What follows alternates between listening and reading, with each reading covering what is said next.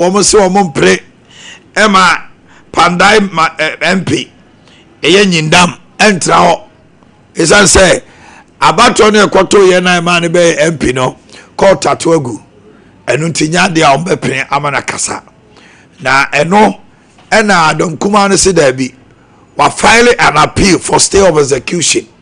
And untino it was so much money now because when you file for a stay of execution, it means say court na somebody be buy. Then no afenyo market ke bi kire judge no. O si judge no ma ne ho adwiri na so utimi fra ho judge pa na brem na utra Ghana na utimi kikawi na we expect say Ghana for be come on to da afenyo market. Court na somebody be buy. Then that their actions and inactions to serve the interests of whoever their paymaster is has the tendency of destroying our peaceful republic. We will not mince words. They can conspire to call us one by one for a so-called contempt of courts. We are criticizing their shameful conduct. We are not afraid. We are ready to be in Nsawam for their so-called contempt. The world will see their disgraceful conduct. We will not sit aloof and allow them to undermine the very rule of law that they are supposed to protect. How can a judge who calls himself a judge sit in court and misconduct himself in such a manner and expect the country to be quiet? Now here is where the matter becomes even more extraordinary. This order, an order with massive political, legal and democratic consequences, was pronounced without the court's full judgments, as I've stated supra. There were no written reasons, no factual findings, no legal analysis, just a naked directive issued into the public domain. Legal and democratic consequences was pronounced without the court's full judgments. Na ene eno ana Eurasiama na ti adwam. Minority candidate, majority candidate. No honoma ena onya akrata efri Yura Baben ho. Na Yura Baben say he should not make any statement or decision on the matter. And no aba betena adwam. Now whether or not Emrama Kwan, the standing orders of Parliament, the 9th Parliament, Emma Kwan say Pandai Brashebejam ni Yindan ebetima tenafio ana wontumi wo say Judge Question court to cancel mo onko ho no now this stay of execution the majority gina mu can say the stay of execution in itself annuls a decision of a court until otherwise determined and ntimi must say omo e can same way ewie ya edru Yindan so dia almost there be omo permanent tra ho no mo da omo pamo no eno na aye diary a wo matwe a neno na afenyo market so to be my judge and say omo promo chi omo contempt omo free omo nyina baako 87 no omo fo omo nyina ankogum they are ready to go to Zawem omo bre omo say a judge for Ghana nei omo niema omo ye nyina ye te say I say they are serving their paymaster. Na judge pa utimi kotra ku buasem we bra won bu say electoral commission no disem the moment the order assembly by can say we are also the one ya to what you chem over thousands of Ghanaians up and die wo mo abo to ye no ho abasem a so be to bi o so mo to bi o so mo gitumo no judge no kwa ni to bi to say na mo no o say airtime na niu pa yo agenda 111 eye anobo franke boa atwomango be jamra shebedwani say it is ikapa o mampani jo mama wo dia ko she agenda 111 we say 100 million Ghana cedis na we dey be dey ewurade Sompa FM complete all agenda 111 project so 1 year to agenda 111 will cost $70 million. The speaker, this will bring a total cost to completion if we are to complete all agenda 111 project to 19.26 billion Ghana cedis. Paragraph 10 to paragraph 1060, and in the 2026 budget, the finance minister allocated 100 million Ghana cedis for the completion of 10 of the Agenda 111 projects. Mr. Speaker, we all know that one unit will cost in excess of 170 million Ghana cedis. Yet the finance minister has allocated only 100 million Ghana cedis and telling Ghanaians that they are going to use that amount to complete 10 units of the Agenda 111. This means that if we are to go by the process by the NDC government in completion of the Agenda 111 project, it means that the Agenda 111 project is going to be completed in the year 2219. Okay. Deputy Minister of Education, Clement Park, he stated firmly that there is no scandal in the sanitary pad procurement. And the MPP say a pack of pad 44 cedis near the no, and you know, correct. Almost say, Sikani no, from 19 to 24 Ghana cedis. BBN say a 44 cedis. And a rather sembi. Send a Masabejani or Tafo a Kayano. A convincent no. Sama almost so catch and say obey dirty politics. And senior high schools at a cost of 45 Ghana cedis per pack. Ladies and gentlemen, this is not just a lie, but it is the figment of a fast decomposing elephant. Here are the facts. In the 2025 budget,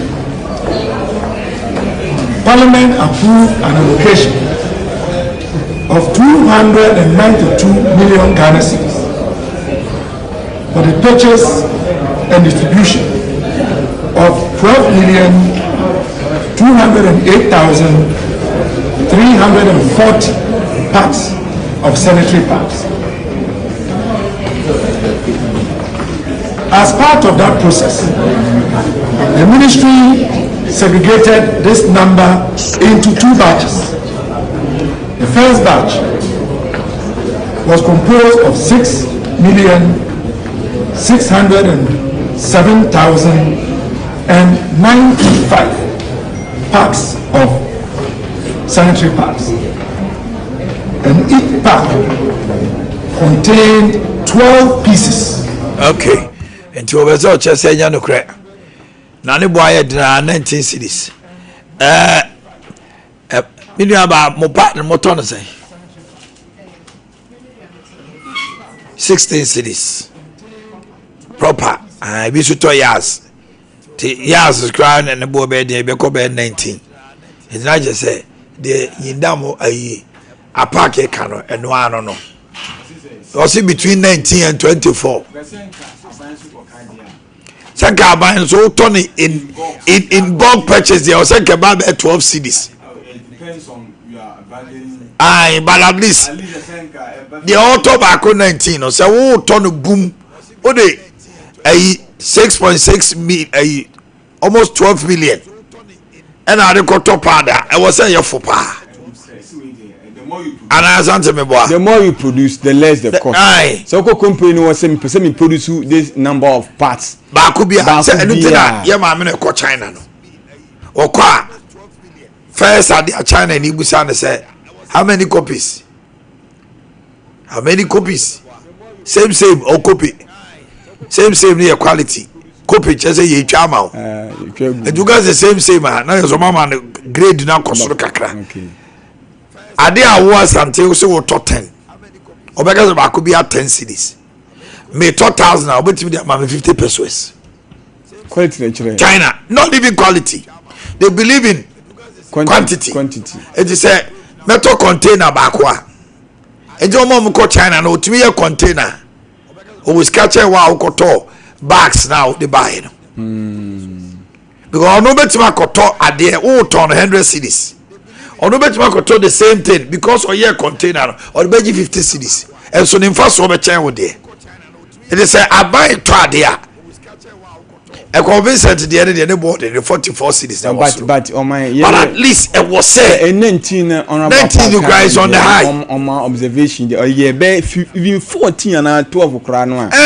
Because one say we said be a man crowd them to 16 no and no year the nipa ko to dey ntakuru mi tu o dey mfaso ato so say yen aban so who yen mfaso yen ko company wo so kasi be produce o my even say ton 12 kwa na say kwa no e betenya bibi kakra because the whole pre-crawl yes anema na mani nyina no but my media no permit really na course up and down no na me busa say NDC about super majority. NDC is super majority 189 my sasa ayifu independent forces private members say I are hosem na ruling we no na me make say inti o mai inti say ya na yentinye bi found because me observations are my year in recent times na say ruling bi e ko bi say e comma the ruling government and so they ruling and then we have na yesu everybody was crying say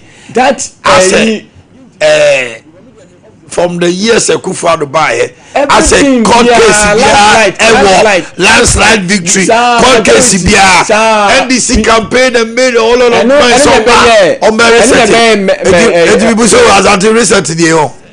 every judgment abia akobia unanimous FC media na make I always demand fairness but position say fairness is demanded in the chapel omo ho there's no fairness you about assembly no asante no club ha enso timi maso say assembly no say wo say come aban anu tie say yema ayi opposition ni kakra esa so dey say mrano enu bi na kandapa kan ya NDC used it against MPP pa say kandapa so mu hwe ye say omo eco court na assembly ombedi bia no favor aban no omo hwe ye okay national security minister okay NDC you super enti no kandapa is it justified say and then if this a time say kandapa should also come out and speak that way consistency comes in no way ajina ho me kra enti me da rule na e cost no because oh my election we NDC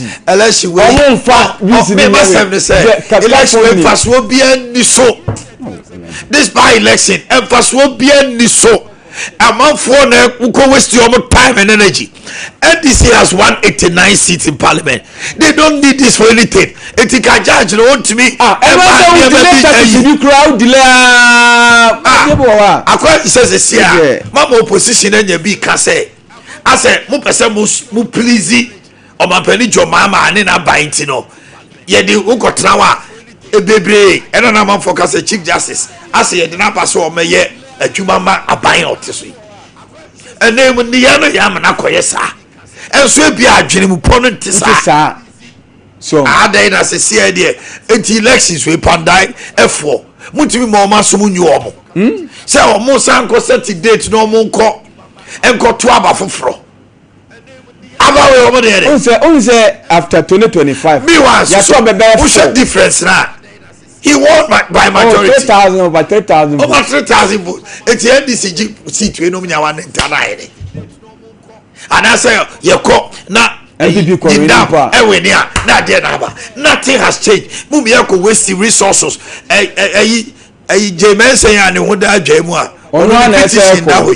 ono na ese ko ono nche bia o be pam no o mo popo be ko o manako ka say muma esika o mu ko twa sika o asa dia koye by election si ko for soldier for police for NDC ni bi benya ne ho tam ho MVP ni bi soso say ba say national executives e o say mo sika say sika no na MC judge no woni o ma di nkomo so ansana is say MPP presidential aspirants obi aba akoye campaign obi aba akoye campaign waste of time and energy George edru baby even though it is at your bosom now you start accusing say one electoral commission cry ama reasons why 40 police stations be ye free or court tamale because na se kan mrantan jira wo mko How true that is? It could have been proven in court when you have given the Electoral Commission audience.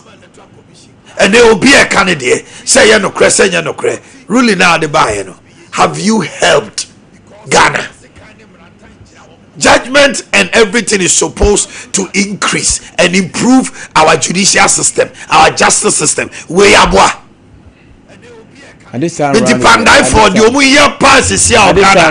by-election. The law is gradually not becoming the law. I said, I'm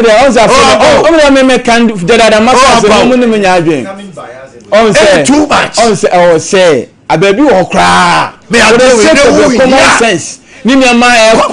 Looking at the climate and name maybe a conocrano. MDC are buying here. By-election. The MPP here by-election. Maybe I do say CA pie. 80 pound down for. You will hear and say, and that's how by-elections way. Team you. And here will be Antino. You don't expect MDC to come and do development to be hot. They make it. And then Nippon 137. Oh, yes, sitting on. Or you are buying power. About a year maybe.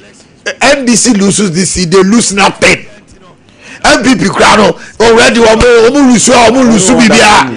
All the border from yes, the rotten elephant. Oh yeah, fast rotten elephant. I judge for the Islam. Yeah, a January. It drew maybe out. And branding now, but good conscience and common sense should be applied. Mama no so nyadwuma obu onuma the ruling in name obeye nyina no obia the political lens to ho say ade a it was too political. What did you gain? Say me last week na me say someone can say baby ba ku ne be ko ba election mo ka say German no bana ayi damwa ho na no mo de no speculation who yan say afaku by elections ye pro obi be ba, but it shouldn't come through these ways.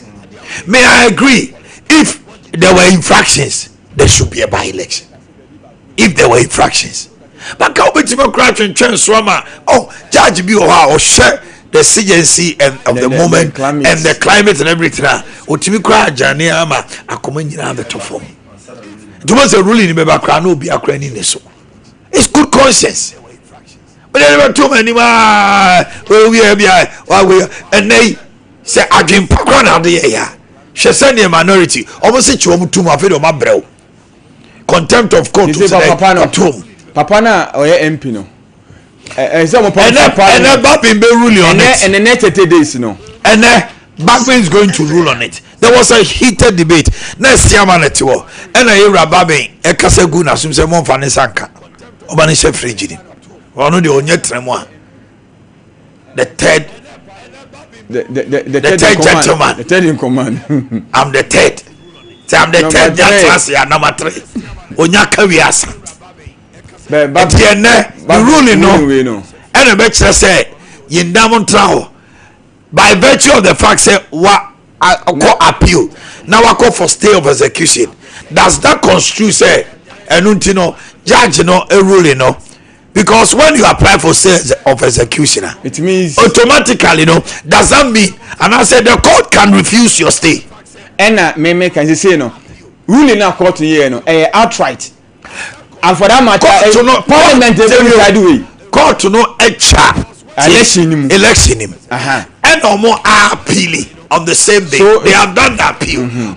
No more call for stay of execution. Said the annulment of the election.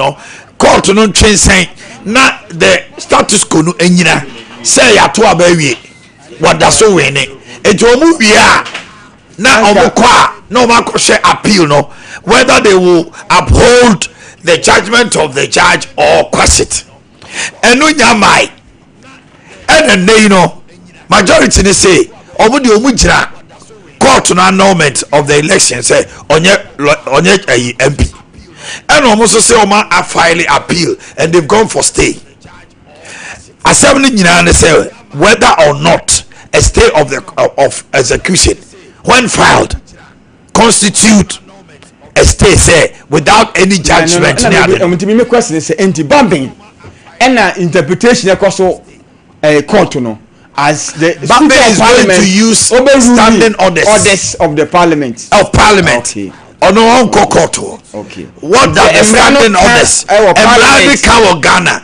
Any standing orders? Oba kani nyina na or the conscience. Any common sense. Aye adwuma. Ti babe ehuru de ekoso no. Eno aka kyese ama se monfane sanka. Ene se free ono ade ruling beba.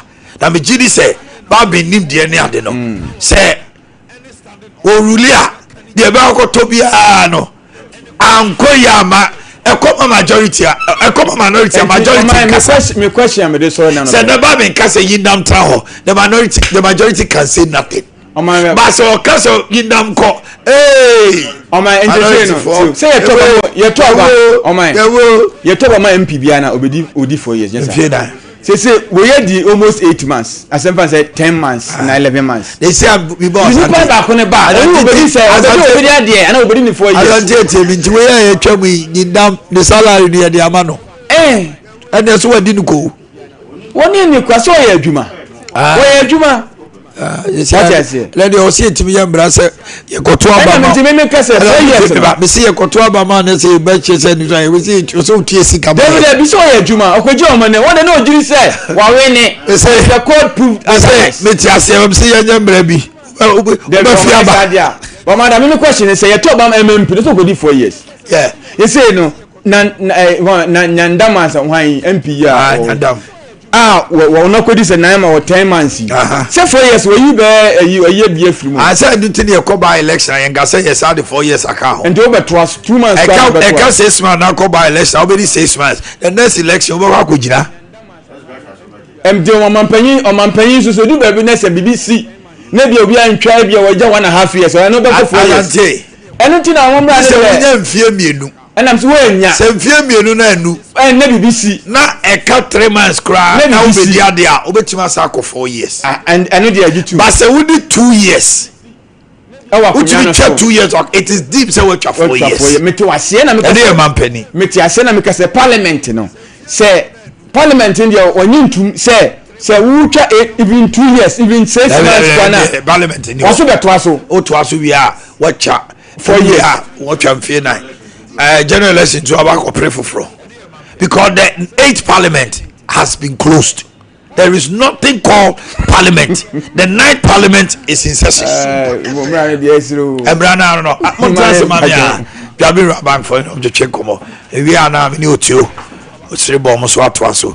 and the Babin ruling it's going to be a sweet ruling. Babin's ruling will be a sweet ruling. Super sweet. Oh my Ghana. George, now what to say? We have our mind. About part to say. Who didn't yan and time come to another man in Catherine. Catherine. Yan watching a Katamaka. Catherine. Aye, Catherine. And you're Catherine, the enemy. Yeah. The Catherine. Who call crash? Aye, Catherine. Mama Kwaba Jabi Bank for them to say. I don't pay it to you. Why in it? If you can't hear at you for it, I have phone and there bano say young common at the yipa. Nanina say, mine appreciation at the Sompa FM because Baha your mine impata and now Sompa FM and now Jabi Bank no. I couldn't enemy pa. You see, no, any part of Trupua no Mutupu in. I'm doing music so bad about to. Omanhene Libya Boga. Nanu ya na by a branch back. And whom ya no officer George. Nanina customers you be from Bangor na Omode Sidian Edebe. Equi. The one I'm saying, I'm Libya 16 years back up. You know, say, Omanhene Jabi Rabang no Oba. Now this guy to one ma Omanhene is who and I say interested in mount as we pa and tea and nothing that the beer I see customers and to pound to me this kind of ebano. Is it quite a bit more bar 1 million can I see this? I know your branch back bit about 2 savings accounts and also be free Techimai all the way from Techimai. I'm going to a back Gabira Bank. The Omanhene your bank no you see I couldn't me pa. Omanhene no casting bina I say I am unconscious. na wokan no so abam di Omanhene maka se uye odifo za na meka no na nyina ne se on 2023 Rural Bank of the best Rural Bank of the year no Rural Bank ni nyae on so ka say this year wan ya hwe year ba ko so ba beka ho Omanhene wokan na award ba kwasa ba yedebe ababeka ho siwo Boakye man omko UPSC Accra na ahwe program na ni award na nipa titiro e ba horo Omanhene na efe na nika so Rural Bank no award na edema no yase banga enya community impact a ebo businesses Ghana ha de ese Omanhene na ese adena efe pa na kwada yase na umisa e horo yi so any happen won ko wa frame to hwe say ebo chairman yi siwu na omudisa award ba ya enom de award ne ba na Omanhene ese kwa de say dey and dey out nipa no ba no mo ba be the 100,000 200,000 at the ba ebeto Rural Bank Omanhene edachi no also edebe ehia because ade achi se nyina nipa na edebe na ko animo abrabom dachi nti investment account no ede aba mofra mpanimfo obi a edebe ka ho bi esi no ebi akra na class 6 a ehwese obedru fenisa university obu obeka se university no obedru na emu no edebe ewa but Omanhene bu oni no na si na university na edebe ato enti Rural Bank say we dachi nti investment no bibi he says so account opening yamana is simple maybe I Ghana ha bia e nyina na say obefre Rural Bank yebeba e be accounts with the amount and so much share 10 cedis 20 cedis amount to be 5,000 ko betuna that into account so e ma man kwa de we ni pension enti also ombeko ompeni fie so no na we na mo de bebo mo ye de be ebra Omanhene ode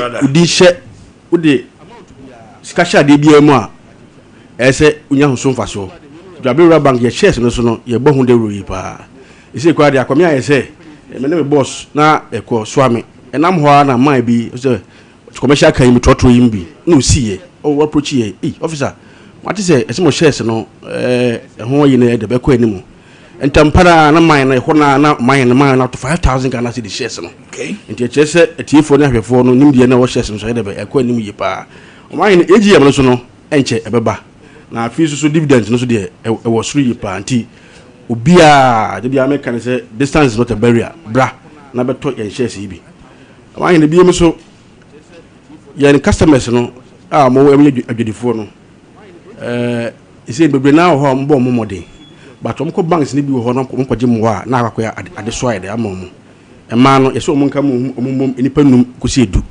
microfinance oba enum by education tiawa ye de loan na edebe e de amamo Omanhene sa microfinance loan ya de man boso e ba ko pe e di kan no bank na de mouse kan de ma de edebe dan ho na boso na to aso na o de scan edebe e de aba enti samre no wo hefa wo bantima dwom wo adwoso market wo kije Dubai wo de mo nka mo Omanhene nya enye maso nko a me maso edebe account microfinance loan no e de aba Omanhene ti metuna ase a menka asempa loan ho edebe asem asempa loan no fact e boa businessmen and women yi pa ese no bia meka na se samri tamahabo obi no man edebe aba na ba communal Omanhene kwabra ne no den side edebe pressure enye easy Omanhene you see the oba bank ho na e betwe odwuma na within a minute na 1 million Ghana cedis edebe the amount last time see na msika no man be no different bank Omanhene no 1 million Ghana cedis over 500,000 I can bank ni refuse no e ho man buy Rural Bank entempa na kideti branch e hwe ye debe e ma no ama see no papa no nipa doma odo mo ba Rural Bank no e ko anim ye pa Omanhene ba pa loans no so no iguso a ye enroll associations say magazines paper associations mo nka mo hairdressers petty traders mo nyina ono so ba entempa na loan no e de amamo am da akokodi juma Omanhene December notable for church harvest it means Pentecost for Anglican Presby will be na de be ebo for there that's right am ba for there no say last week no am frey say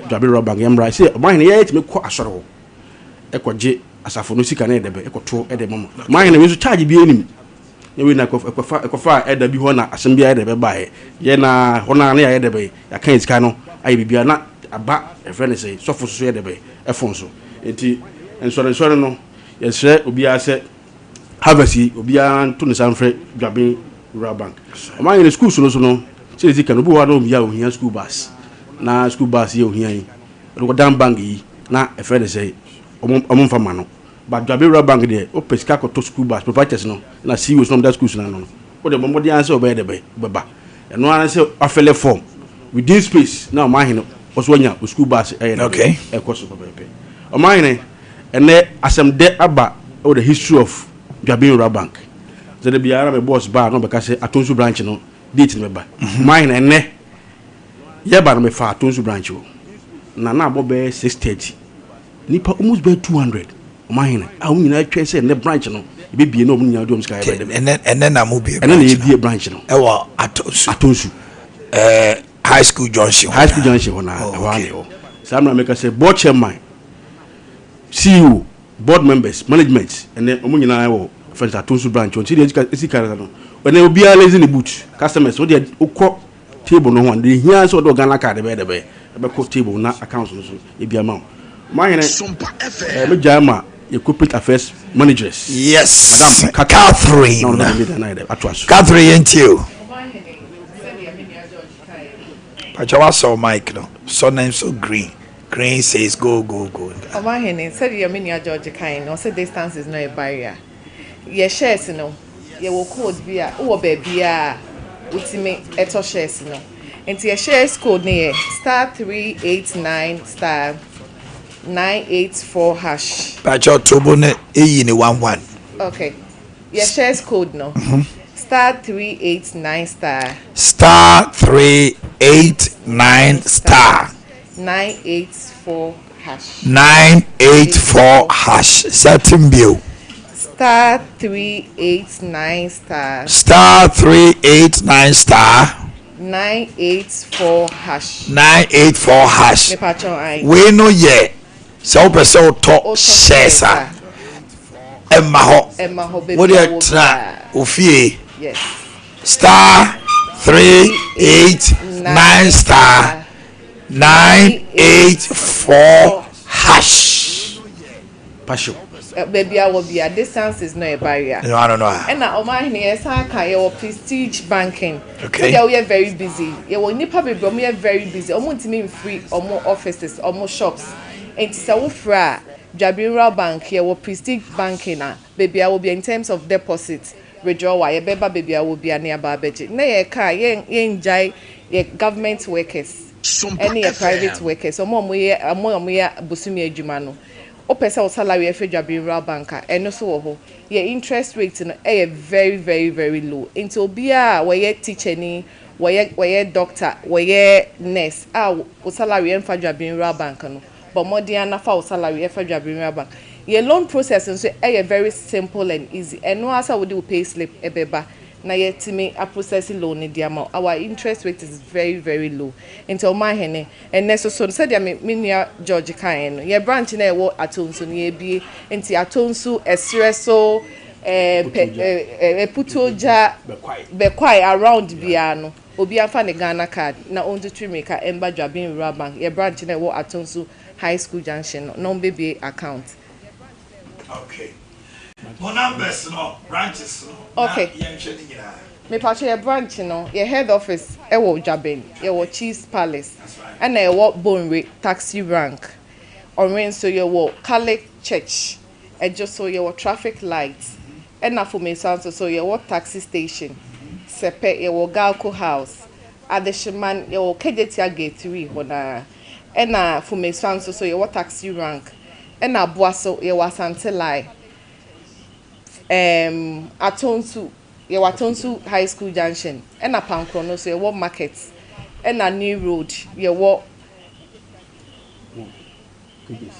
KJC branch a building in Moana Dwaben Rural Bank so you want your telephone number no 0242 38 74 98 0242 38 74 98 98 another one 0544 0544 74 58 56 0544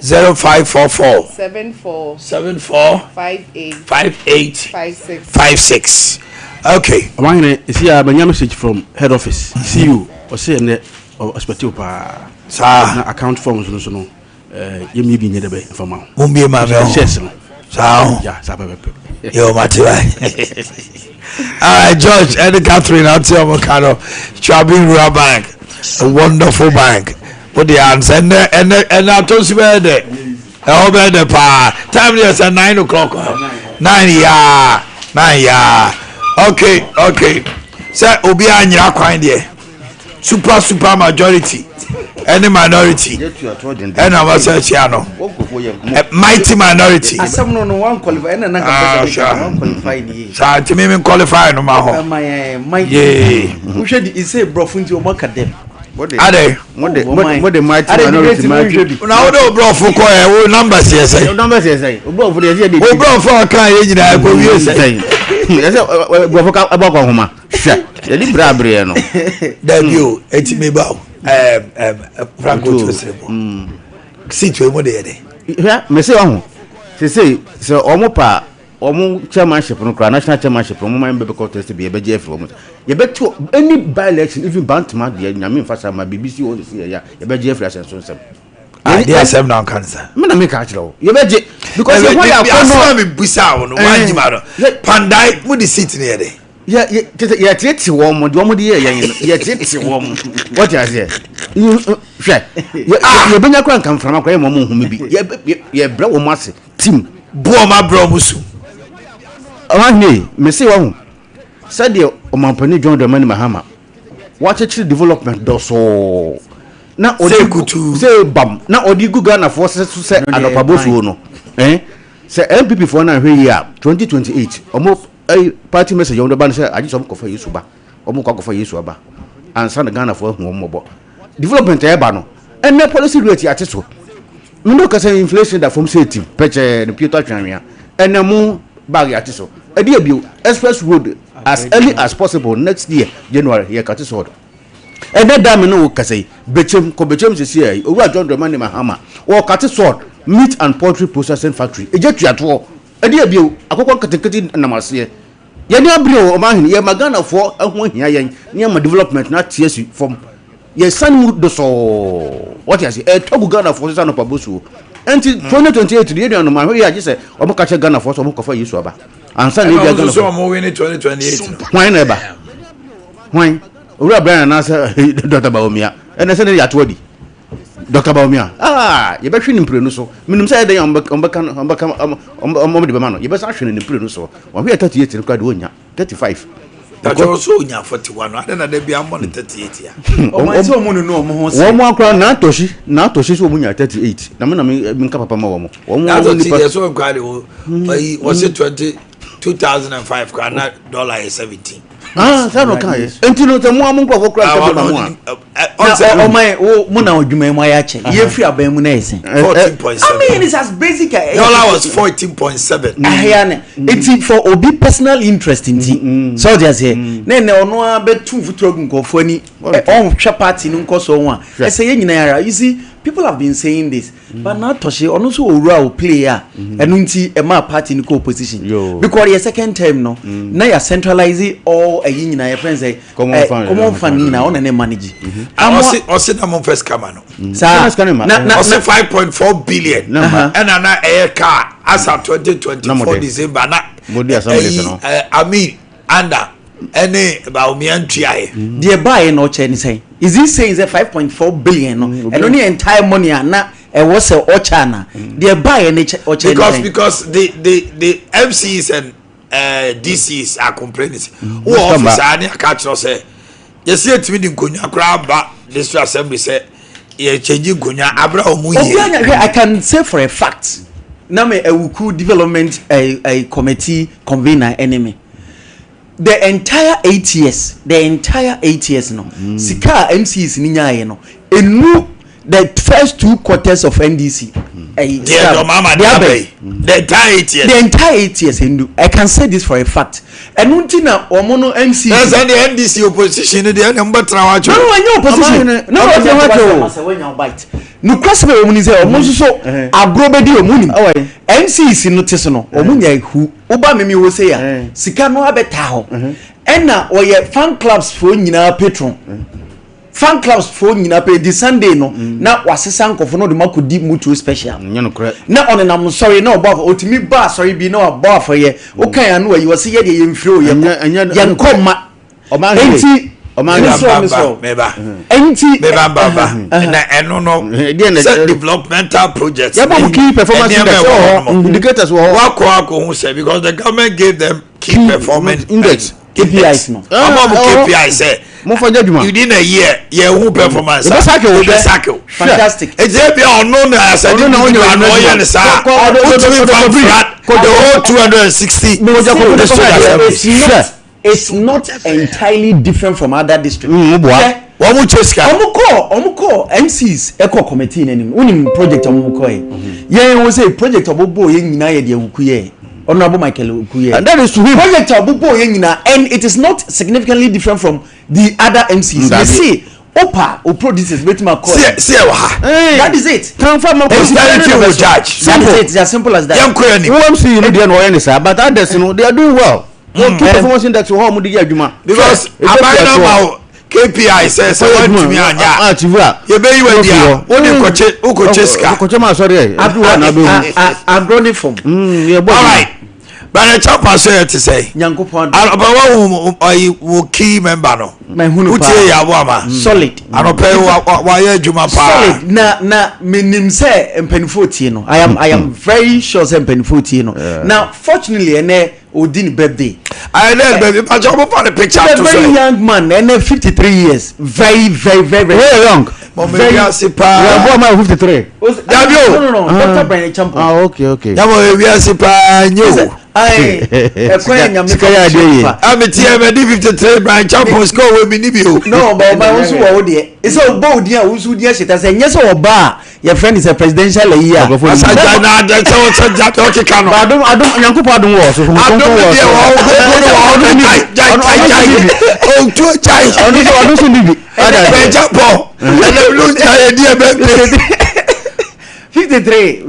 young man. Young old man. What is it? 53. They were design. Mr. Sumia 53. Very young. No man, that's one name. But Omanhene. I make a 7 step right jump. Who say, oh, fear, oh, my, Otio Jai. Brian, 53 minutes and I you. Wow. Happy birthday to you, Brian. Enjoy your day, Dr. Brian Champo. Okay. Young chair headlines na young queen na yenin command pay ya trinkwa. But you say kuku amamo who say 2-year contract extension for IGP. Sure. And one basem. Obi a candidate. Was it necessary? Is it important? Ebi mo say emma morale ewo senior members no more ebet morale so bi say there be ebi say there na yo hunu aye ntiema no 2 years ka 1 year bi kura ye na a strategy exam bebre na Governor of Bank of Ghana said the city has recorded 32% appreciation. Fantastic. 11 months. Fantastic. National Council of Parent Teacher Association say there is a religious bias going on in schools, and they are calling for an urgent policy reforms. Now, Faye, Martin Pebu, so commissioner, or say, obey demonstration. You be special prosecutor for now. What's son? Mami shall say free with you. Right, Nelly came. I mean, for Congress, what I'm chairs of your teacher and team be a jar, or my foot to an crash and yes, you better than you may be say. Now, I actually have your Fagan and come calling in Kosovo. His Excellency, the President of the Republic, John Dramani Mahamano, Pemicha, Council Council, himself, when I'm Council Okobichem. I got commission the first ever meat and then poultry processing factory ebe boa ma akokon kete policy and programs. And no commission. Sorry, Okate Sword, sorry. Okay. Okate Sword today. Enti Michiano na kwaso me bompa say wadi no fani ko by all means he will be there. Then of course Maminchia Ken Zuba Jumadia na say wo ode agu akwan mu asantemantem ha obo dwuma wadre me giri se ye nyina yeta na chini e beka se onto nkoso because bantama ho no wo de ka du ha wo nya ba bi kra na wo do na ka nafa dwadie ne koso ka kwan nim ne ba bi adum nti o se omadama ya mo mbrɛ kakra mo fa ntesa mo ne ma nko race course me gidi se sebe ne kwan so ano no bra mami hye dwumadie na se na me nka owura babu ene OSP sense mo no for some time now since papa ya appointed as the special prosecutor of this republic no me gidi se ne nwumadie no for me o ka se mem rating na on a scale of 1 to 10 na mema no 0.5 one crime farmer no. Why? Because you share the budgetary allocations or secretary dia papa no ye dia kona so ye anka ese oboa na dwunumudie katasehye ne project koso ma we mu no otu ho sa ana se nipa ye involved no otu omo so sa na ye gi ye sika free sa nkrofo kro no na oman no esuban a nkrofo de guru amamu amanyo se mu na so tie no ye hu ni sa. There have been several budgetary allocations to his office or his outfit, but we do not have a corresponding performance. I bit me jina so akase sika dia sika ya dia ma papa no na so ye no ehun achievement ana say modern ma odi abono eni ne ya di kan hwe maami abnada pa nsense ma sorry ye papa ma ye nyina ye hunu se maame no ayemfom so nti sika bia na akodi maame no no obaji amoman no at the end of the day what happened he has exonerated this woman say onyemfom so bia so ati ase na nti no infutro na obetu gu yani anase false hope rade ma Ghana for aye papa bia no wo party chairman bia no wa santidwa bia okoyi che sika wo badwom ni ade at the end of the day ofre papa no catch and said oye yani emfom so itia Ghana mra ni kura no sabi de nekosi ye hunu de kosi ye ya former minister owura kan for ata ai ba betu kon ya free oman yimu akwama no ne papa yi be ka kire yen se oko immigrations oko national security oko yoko NIB National Intelligence Bureau se nko mo stop no mama papa no ntu kan because dwurumudie ni katase hye ide akoso wo na kache no ntino ode no begina sandi bia na so obetu no ho anamo nhwehwemu ade na di preference se papa no oboa wonkwa nko ba bia nko ka nkyere wo mo se papa no tu kwan afiri o ma we mu ntino sabe mu nsan no enti based on kakra ya makan any ono press releases bia wa ye no me gidi se no the man does not deserve to be there at all, and even we do not even need any special prosecutor's office in this country.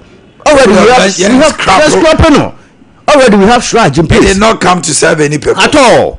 We do not. We have Shraj in place. We have Yoko in place. So those budgetary allocations, why can't we use that money? How can't we use it to resource these two institutions?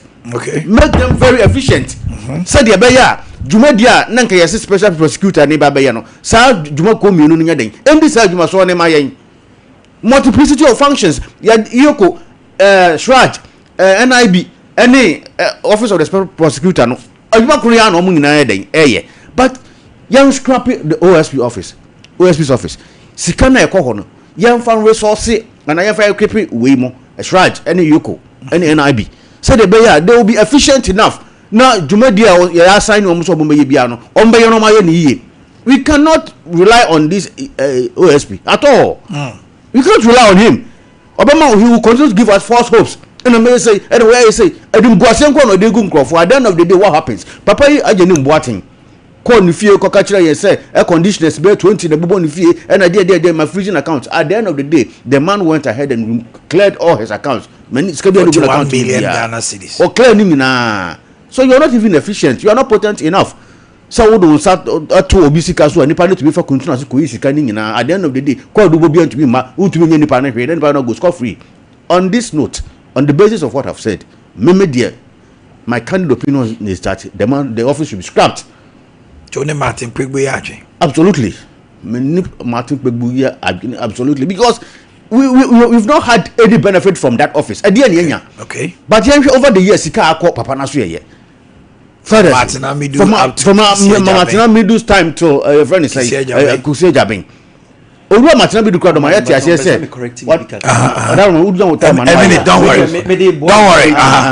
I Martin Pebu gives a scrappy office no. Was he winner? But he is saying so no there. He's calling for a scrap. Also for Martin Pebu so few, but he's added to his the office of the special has served no purpose to Ghana. It's a waste of resource. To honor there, he's calling for a total scrap. He's not wrong in his submission. What I say no Enti media kakra mekane say office of the special prosecutor did not come to serve any purpose, and for that matter yemfa ni dwumadie no kra office ni nyina kra dey closing it down, meaning say you close it down. There are people are omunyom livelihood from the establishment of OSP, but at the end of the day we can transfer them to either Shraj or Yoko no muso anya dwumadie you 2 years you 2 years this is a very fantastic call by the Security Council and the Police Council. Again, I mean, the call the extension, no, and as a contract extension, the amount on the Sabi, a fatana, Sabi, we pay. I think, right from his appointment, there were a bit of skirmishes in the country, insecurities that they admit. Say, you're appointing a full floor, no, uncle, 4 bonus of boy, or the new maybe cause near the idea, now, insecurities near that they buy. But right from the word go, I didn't see what Jonas and no. Now I have been appointed as the IJP, and for that matter, or some year they made to me be my experience, my knowledge about policing. I have to bring it to bear. Say the bear and my bear stabilize it. And indeed, we've witnessed some of their friends and actions. And I know because police for no, Jumano police at Jumacona, Ejina Brani, the security semi then Ejina Brani Kakra. And to see a casa upon the Juma dean to the young one soon fear me no day in we are. But the police council no ya journey 100%. That is not to say why you have 100% a Juma. No, you on the bad side or share and you may call so now the year Sibia even in Kumasi police for no subject telephone can cry across war. Nuntino I adaba for your teacher say and now Sika police for the Juamunintino. A drawing was so much charge exorbitant fares from passengers. Me Gidi say and no 100 dear. I was a IGP in the nursing form. Omanhene Yaw. So what I say, but sir, your man according to any time I saw no police council no who here. Say your man in fear me no day any I think I support them 100%. So what I say, fine. If you make the case, say, we are John Domani Mahama. I think somewhere February, March or no Kabi say, wow, contract the best one as a term of office best Biano. He will not give you any extension, even if you apply, he will not give it to you. But I'm saying why the change? That's it. Yes or no? I'm force Ujin and Swini Moa, Sabi.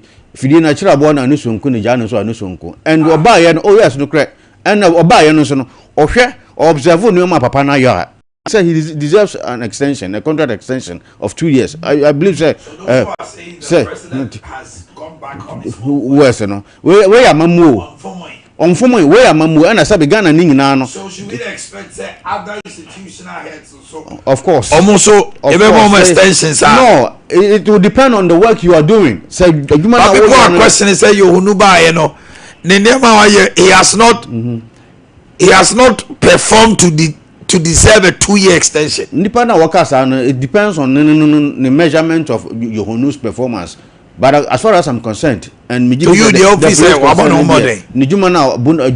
I think say absolutely right, and for that matter, he deserves a 2-year extension. Me, that is not to say so 1 year. To say the meka no maybe be my what I say. But we are resetting Ghana, and from the resetting agenda, the Majidi say obi biara wo bo dwuma no achieve that agenda no. The person needs to be there now. Obuama achieve your goal no, because my come as say yan hwe ya MPP for hwe on better no position because development to John Domani Mahama bono do boa na wode ba no osane gu yeso no pabosu no. So what I say MPP for na hwe ya 2028 message on beba no kire say ahwe age so mkofa Yesu ba obo promise Ghana for so mkofa Yesu ba. Other than that, there's no message on beba o hwe noma ekoso systematically economically noma infrastructure bibia esesa no a sese no they don't have anything to say. They don't have any message for Ghanaians. And for that matter, made them GD. So 2028 elections, then the NDC, whoever represents the NDC, we will win the elections. Whoever NDC presents, done deal. Because for you, Omanhene will perform Wama. The inflation, that's a see. Young policy rate, London policy rate, at the form 18%. Until we be a sabi, a binding my Juma cry, was war. What not contribution bank a crown also their start of business. Me and said Ghana, about they are not even up to 2 billion. The rest in individuals, Omo Juma, Moyan, Juma. And it's a bino, upon home modern sabi, policy rate above from policy rate, a chief of Madame Minchim. Oko bank is Oko Jessica. Is Sihuna, and that's one. Our banks what to free from 22% to 18%. You do what? Or how more paying a dunumianu or the above from Abedu. I know Bosia,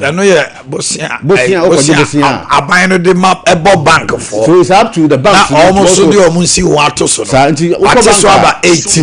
And Abano bank with the bank 19 and I went to the about 20 and 20 depending on what you crowd require bank also risk. And it's very fantastic. Risk and analysis of the COVID tax year free and you will be so I just say new hobby I is in the what I get you to Dr. Simon Boakye. Oh man, Amstead. Yes. No, on there on any street. Let me tell you. Make sure when you were tearful. Yes, Dr. Brian Champo. Mebru pedjuma basically. Now we show more yeni na obi a waye bida. Any Dr. Brian Champo be nyuma ama obi nti yesremo delegate mo me yenso Dr. Brian Champo mo.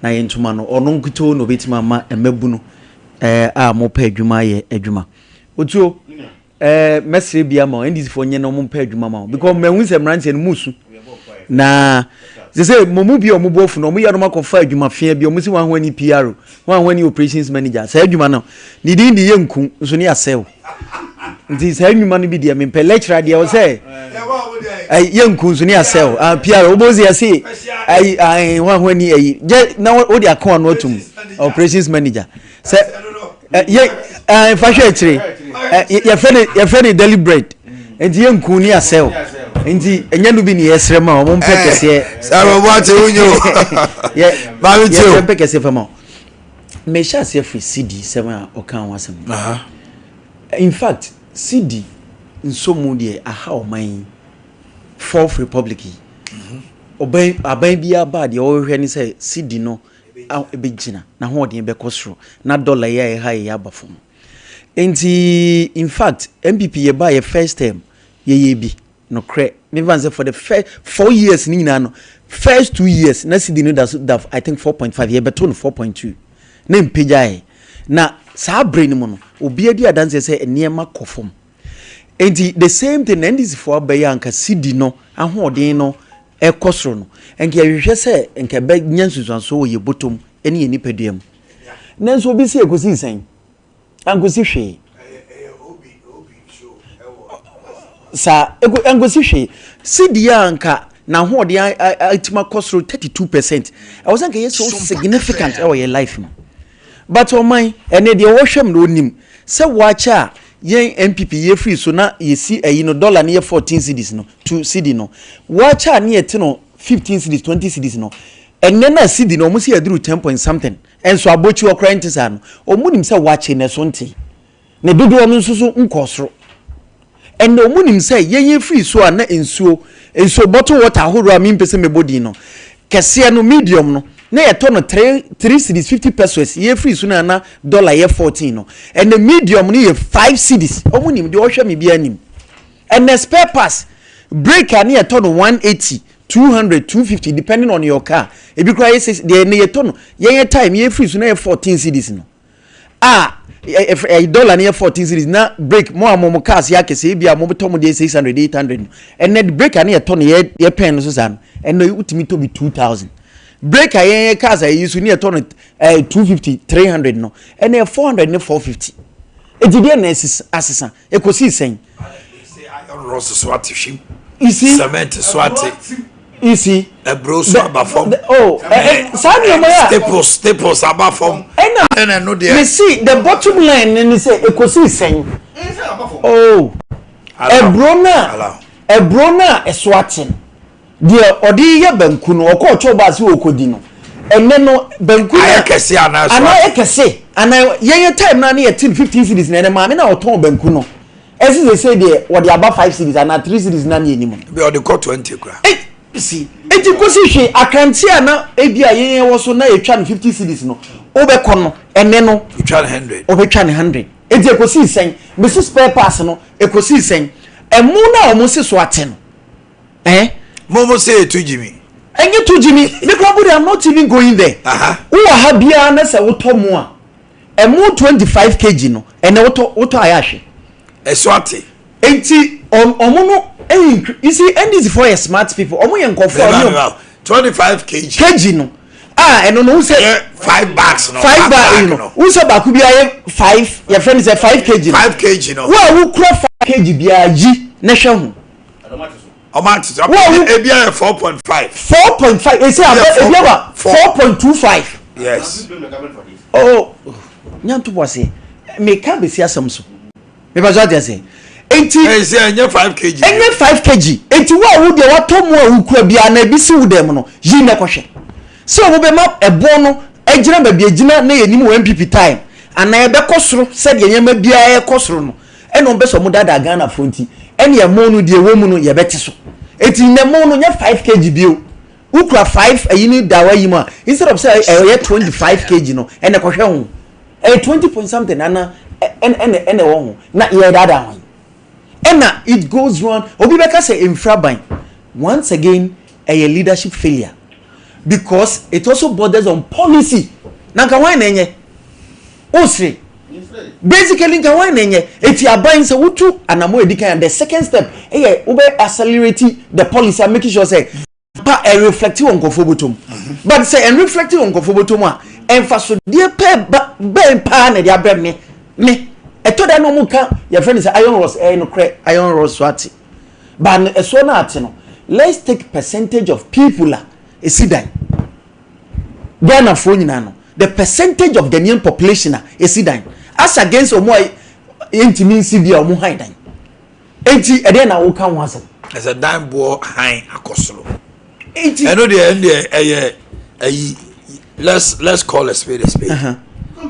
Ghana landladies and landlords share old resident is a Bantuma Patasi Asafu Krofrom the Chemso renovation ben akoso of you or nothing and so afibia auto a boom for what fantastic and no bill rent control for a complete waste.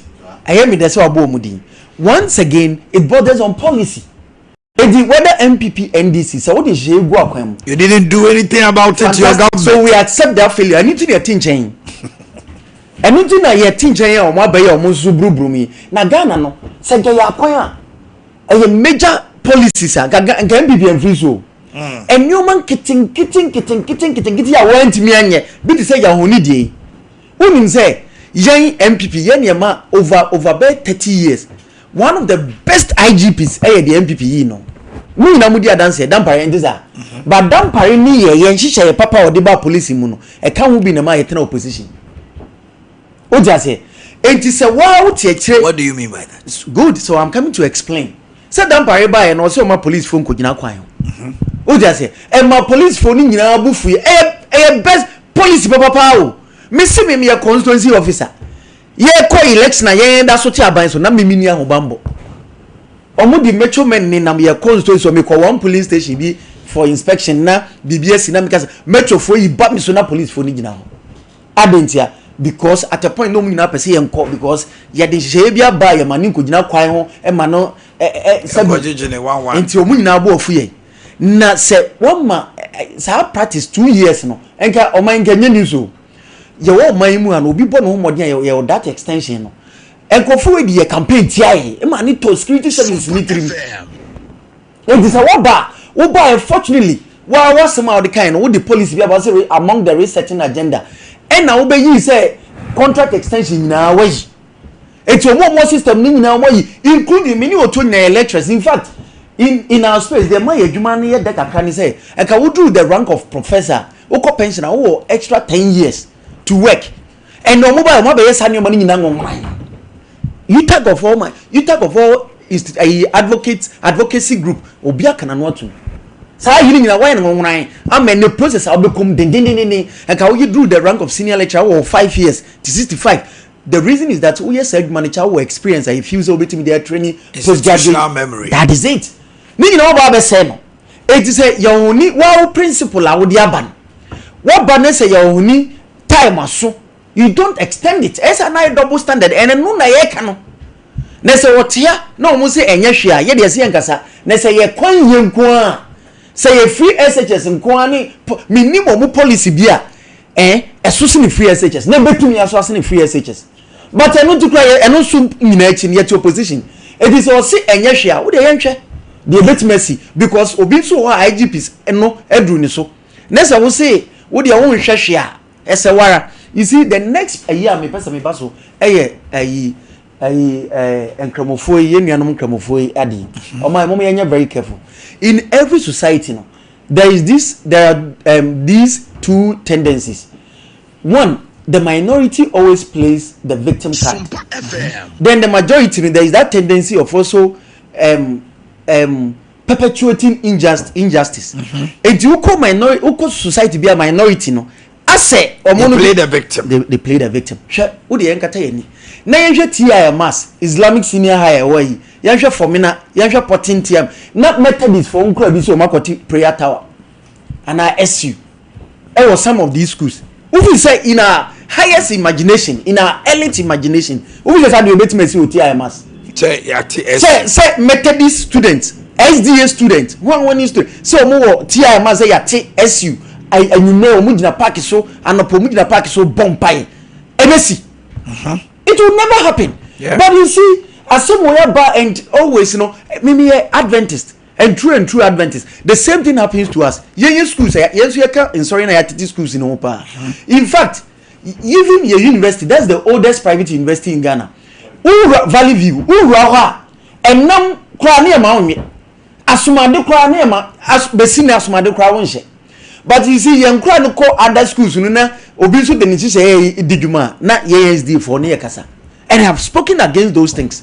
Because what your Guna is there, what your Adventist girls, what your Bequai, what your Bantama, one more Monsha, because our Guna is there. Our Guna is there. That's it. Obano call baby Fufra na school no so the Nemra to say, Asafuena, get school no tino. Then we say then I disability against. Meanwhile, also so ma Obi Baba Shasumadi. To I will school 3 and then I saw see. And it's strategically acquired the Kanyamism. Yes, you're on Crabbe Drum, call SDA school, Mamma SD for me. I'm your classmate with Deborah, I mean, Xavier. One Okaguna SD, 1 year SD in Basuma Dish, and Yan Fabio. And that is one we are as Adventist fast, so they train me. And will be one policy. Me see a university now, a universal city, a adult community. No, and I'm crying a moment. Why? Because the mission of these mission schools, they missions. The purpose is to win souls for the church. The entire in Cambophone criteria mass or one fan to Amakum community school, Amakum SHS.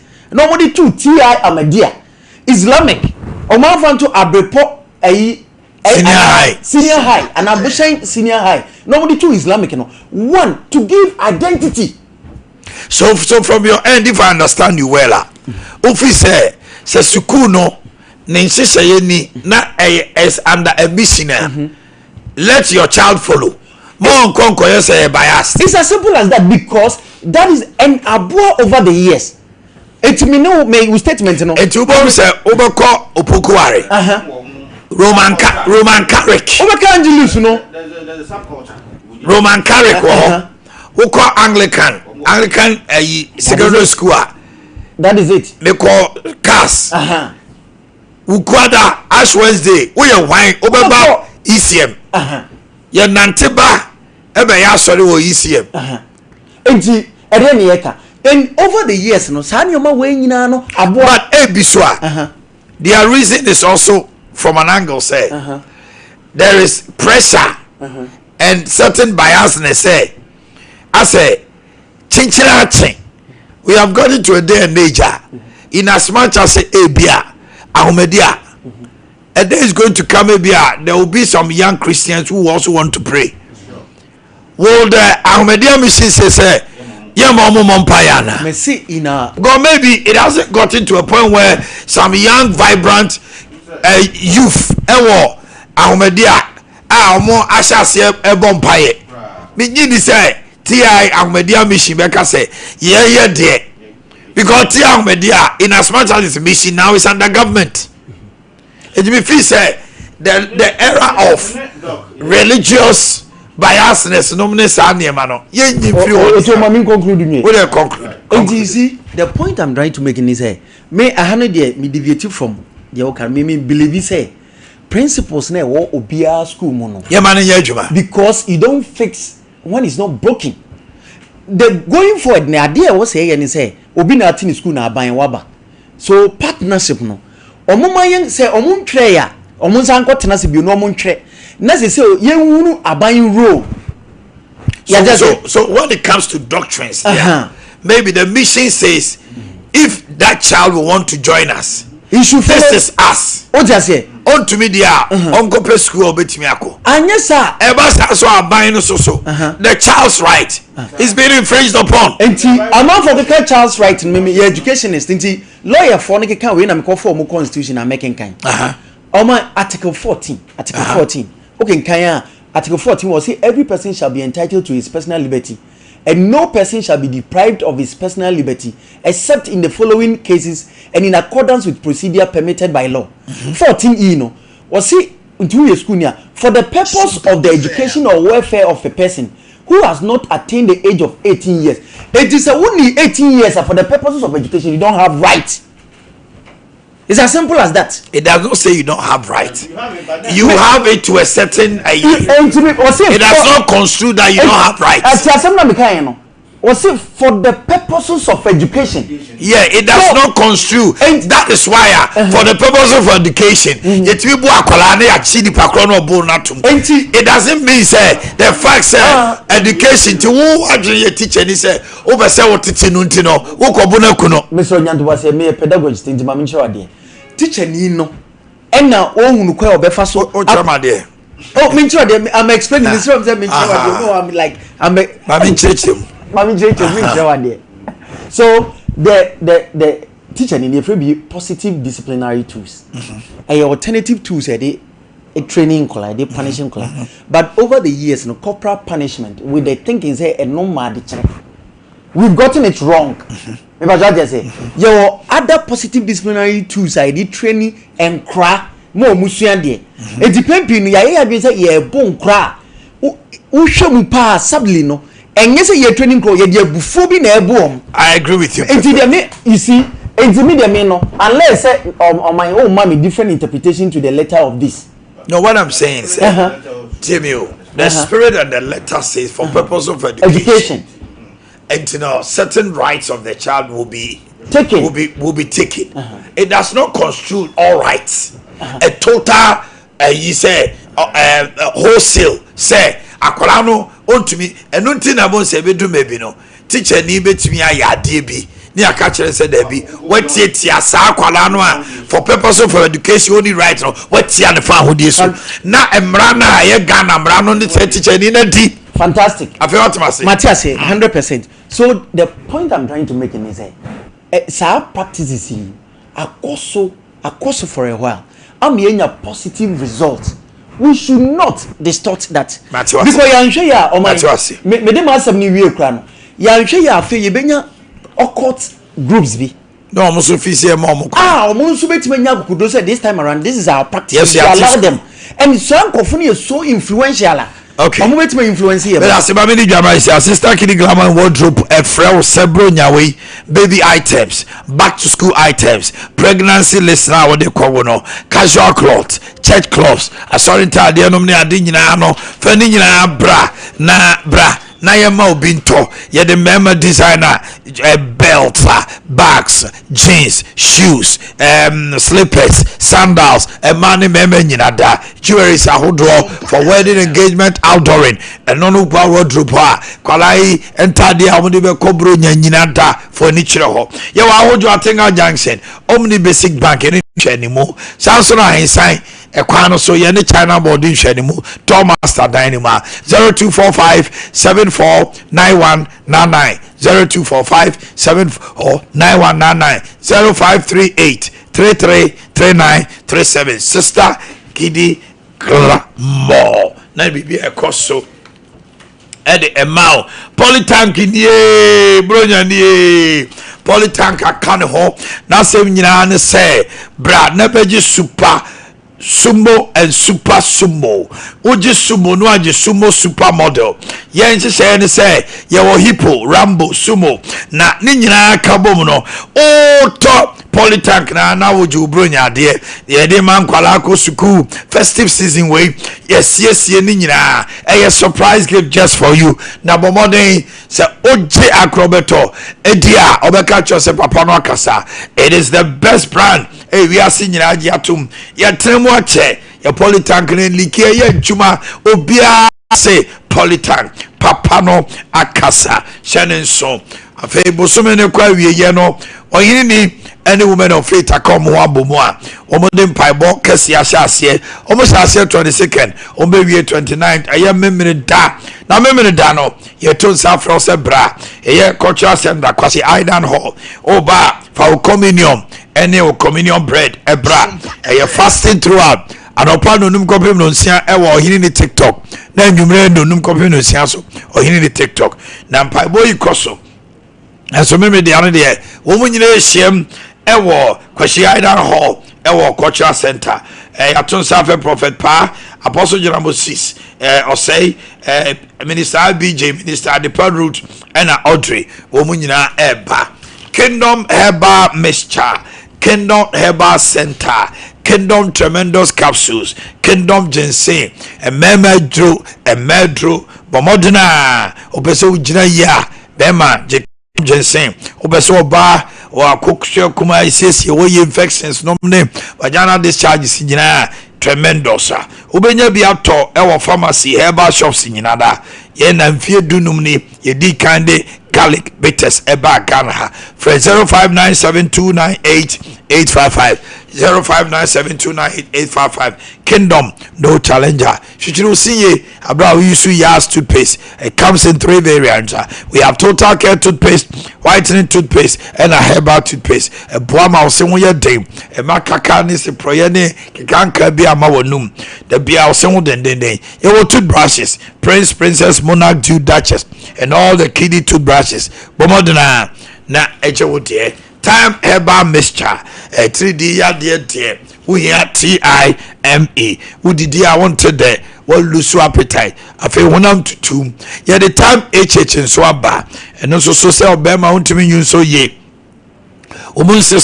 your immune system from day NCCP now if you want to be mob adwuma won personal we here time HH mixture and capsules TIME 0244417669 afeiti me kanjin and magic drinking water ensukroja bujunsi obi age atomo na wonum sio ya obedi adanse se wanum sio pa hydrogen rich minerals calcium magnesium potassium iron ashemumma enopei Bomodin say 8.5 pH alkaline water no wonso benum binabo liver or heart or kidney any organs or hoban frey 0241449191 0241449191 ewo Abawa route New Tafu Road ana Breman UGC ubehwe 21st clinic the sciatica expert yen ena sciatica ya won hwehwe mu amo bia na obia so sa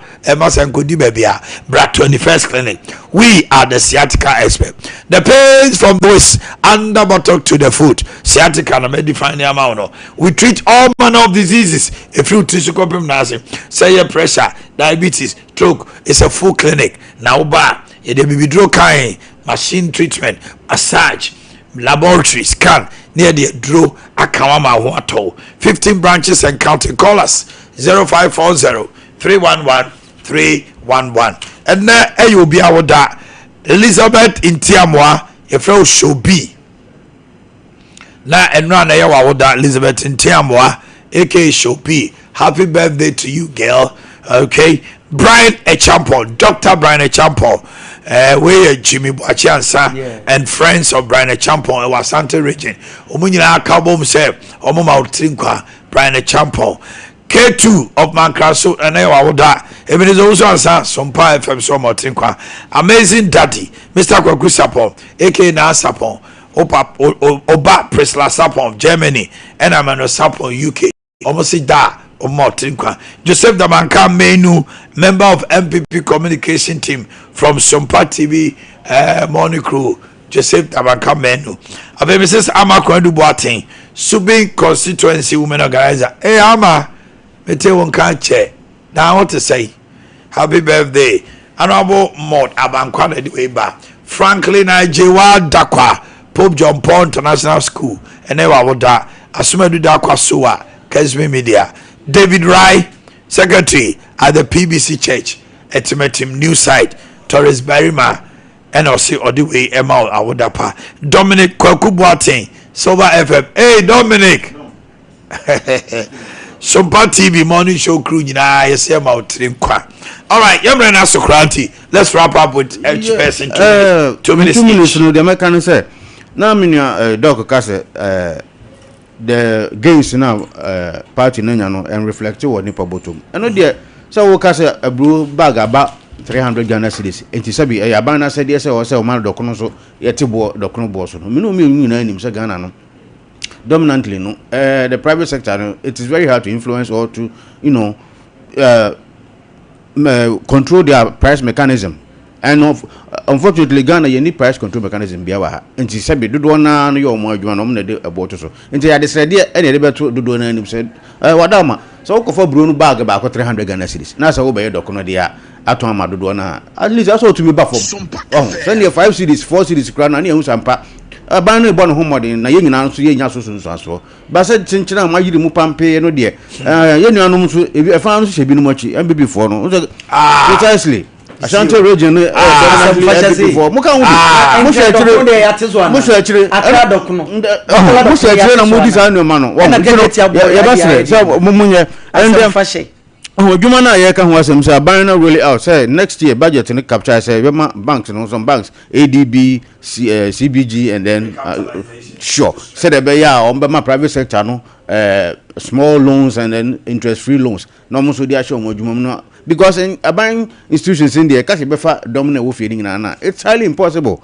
So space no vacancies in here, but you bet me to create an enabling environment. I'm at Timamino so on the boat or the nature who should be a person or achieve or Sunya and Huaquanya no so starting a Jumedi. I think I no mumna a bed driver or minor and in development is a bit more coswa. Nasanity. I'm reaching in us. Omanhene media discern am dey sell abayin.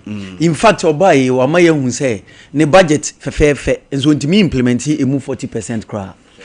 Enu ntini yesre Kumasi kwanya waye no waye hu visuals e kire ehu anyoma wo twetwetwa mu nyina ehu because oba in the first budget akwan wo the 13.8 billion wanye muhu wo hu kwan se ye kwan bi enti ye besere no ma ye hu nteye sabi usi akon ana ntui o budget ni de mu akono na enso so onyoma waye no a wodi kan ye no enkire se wo ye budget a wo didi dwuma ti ye besere aban mo twetwetwa sword ya wo twetwa a sword cutting ya di Ghana hanko na sword cutting e ceremony ya bon hu se because ye ko tu amana de a kire se ana ye ko twa bibi ahoma mu de a kire se ade ne ye be ye nyanye ne ye bosi ne ye classify as ade na as an achievement mo do ye conquer party ya ko ye say akokate sword e no ye achievement a ye bosi ye be say let's say it's slowly mama yenye ayese ayi senior wie na ye hu chele mama yenhwe the tangibles the result sabutimi ya ebebo mabaso. Thank you. Let me leave you with this. The best place in the world is in the arms of someone who will not only hold you at your best but will pick you up and hug you tight at your weakest moment. Have a wonderful day. Okay. I was here for Yedimusia.